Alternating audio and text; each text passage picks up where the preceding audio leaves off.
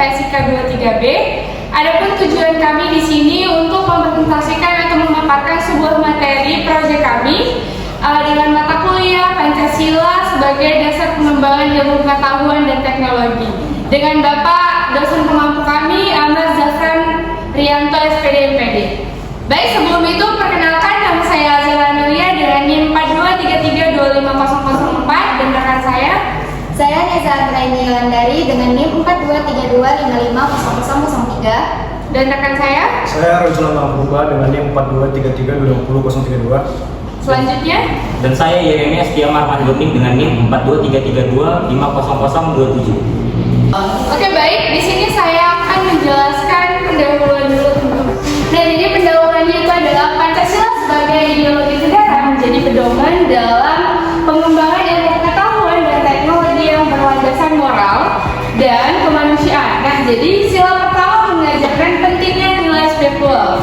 Nah, dalam setiap inovasi teknologi, sedangkan sila kedua itu dan ketiga menekankan pentingnya keadilan sosial dan persatuan dalam pemanfaatan teknologi. Nah, jadi di era globalisasi dengan pesatnya perkembangan iptek, penting untuk menegaskan bahwa inovasi dan kemajuan teknologi tidak boleh lepas dari prinsip-prinsip Pancasila agar tetap berkontribusi positif bagi kemanusiaan dan kehidupan bermasyarakat. Nah, jadi dengan demikian Pancasila menjadi pengendali arah pengembangan iptek agar tetap sejalan dengan cita-cita nasional, yaitu mewujudkan kesejahteraan umum dan keadilan sosial bagi seluruh rakyat Indonesia.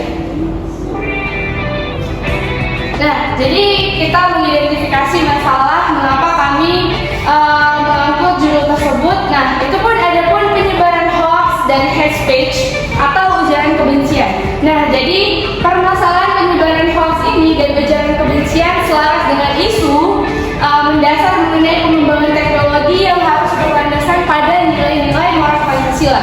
Nah, jadi Pancasila sebagai dasar negara mengajarkan bahwa setiap perkembangan teknologi harus digunakan untuk kesejahteraan bersama, bukan untuk memecah belah masyarakat. Dan dalam hal ini, pendidikan Pancasila menjadi sangat penting untuk memastikan bahwa teknologi informasi digunakan secara bertanggung jawab. Nah, jadi di sini kami akan menarasikan secara singkat. Nah, jadi ada sebuah kasus penyebaran hoax dan hate speech atau omongan kebencian. Itu merupakan masalah serius yang berdampak luas di masyarakat. Hoax merujuk pada penyebaran informasi palsu atau menyesatkan yang disebarkan dengan tujuan mempengaruhi opini publik atau menciptakan kebingungan. Sementara itu, hate speech adalah ujaran yang menargetkan individu atau kelompok berdasarkan faktor seperti ras, agama, etis, atau orientasi seksual dan bertujuan menyebarkan kebencian, kekerasan, atau diskriminasi. Nah, jadi perkembangan teknologi informasi dan komunikasi telah membuka akses yang luas bagi masyarakat untuk saling terhubung dan berbagai informasi media sosial ini menjadi bagian integral dari kehidupan sehari-hari, di mana setiap orang dapat dengan mudah mengunggah atau menyebarkan dan mengomentari berbagai konten. Namun, kebebasan yang ditawarkan oleh teknologi ini seringkali disalahgunakan oleh individu atau kelompok tertentu yang sengaja menyebarkan informasi palsu untuk mencapai tujuan pribadi atau politik. Baik, selanjutnya akan dilanjutkan oleh teman saya dari Neza, dipersilakan. Baiklah, kita lanjutkan, yaitu apa sih konsep dan urgensi masalah yang kami angkat, di mana permasalahan ini memiliki urgensi yang tinggi dan mengingat adanya hoaks dan ujaran kebencian bisa merusak tatanan sosial dan keamanan negara. Teknologi seharusnya digunakan sebagai alat untuk meningkatkan kualitas hidup manusia, bukan menjadi media untuk menyebarkan kebohongan ataupun permusuhan. Oleh karena itu, konsep literasi digital dan pemahaman yang lebih mendalam terhadap nilai-nilai Pancasila sangat penting untuk mencegah penyalahgunaan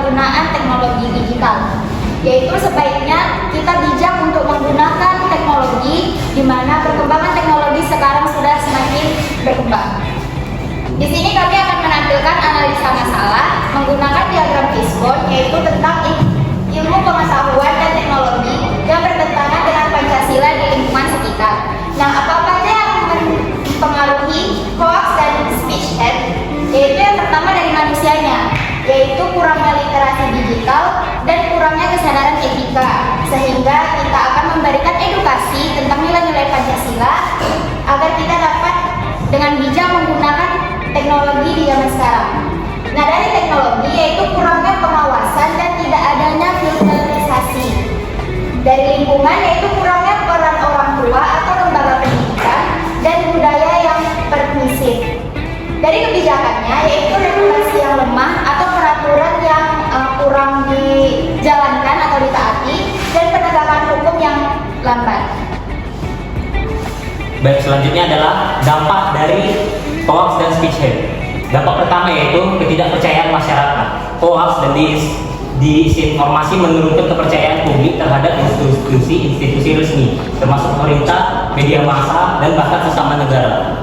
Ujaran kebencian memperburuk hubungan antar kelompok, baik antara agama, antar ras, maupun antar kelompok politik, menciptakan konflik yang bisa menjalar ke kekerasan fisik. Lalu yang ketiga itu kerusakan moral. Penyebaran hoax secara terus-menerus melemahkan norma-norma sosial, menyebabkan masyarakat kehilangan arah dalam menentukan mana yang benar dan yang salah. Yang keempat adalah merusak keadilan sosial. Informasi palsu yang mencemarkan nama baik kelompok tertentu bisa menyebabkan ketidakadilan sosial, di mana satu kelompok merasa dirugikan atau tertindas akibat hoax tersebut. Berita palsu seringkali menyebar dengan sangat cepat di platform media sosial tanpa pemeriksaan fakta atau verifikasi. Selain itu, ujaran kebencian yang menyasar kelompok agama, ras, atau etnis tertentu juga semakin meningkat. Misal, dalam masa pemilihan umum atau peristiwa sosial politik lainnya, hoax yang bersifat provokatif cenderung digunakan untuk memecah belah masyarakat dan menciptakan ketidakstabilan sosial. Masalah ini muncul karena kurangnya literasi digital di kalangan masyarakat serta minimnya kesadaran akan etika dalam menggunakan teknologi. Banyak pengguna media sosial yang tidak memahami pentingnya memverifikasi kebenaran informasi sebelum menyebarkannya dan lebih cenderung menyebarkan informasi yang menguatkan prasangka atau keyakinan pribadi meskipun tidak benar. Akibatnya, masyarakat menjadi korban disinformasi yang dapat memicu ketidakpercayaan, kebencian, bahkan kerusuhan. Setelah sedikit dan sekian pembahasan dan pemaparan materi kami lakukan, kami menarik beberapa kesimpulan, yaitu permasalahan penyebaran hoax dan ujaran kebencian melalui teknologi informasi ini tentunya sangat merusak nilai-nilai pada Pancasila. Fenomena ini berdampak serius pada ketidakpercayaan masyarakat, kepercayaan sosial, dan kerusakan moral.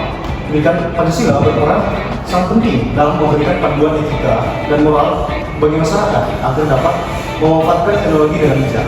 Nah, dengan mengintegrasikan nilai-nilai Pancasila dalam kehidupan sehari-hari, diharapkan masyarakat dapat lebih kritis dalam menggunakan media sosial serta tetap menjaga persatuan dan kesatuan bangsa. Nah, setelah presentasi yang kami lakukan, kami memberikan beberapa saran yang perlu disampaikan. Yang pertama yaitu mendorong penggunaan teknologi untuk tujuan positif. Nah, dengan menekankan pentingnya nilai-nilai Pancasila dalam setiap inovasi dan interaksi di dunia maya. Dan poin kedua yaitu meningkatkan literasi digital melalui program pendidikan yang terstruktur baik di sekolah maupun di masa itu. Dan poin ketiga yaitu mengembangkan regulasi yang lebih ketat terhadap penyebaran hoax dan ujaran kebencian di platform media sosial, serta memastikan penegakan hukum yang tegas. Baik, sekian dari presentasi yang telah kami paparkan. Semoga informasi-informasi yang kami berikan bermanfaat untuk bagi penonton yang menonton ini, dan kami terima kasih.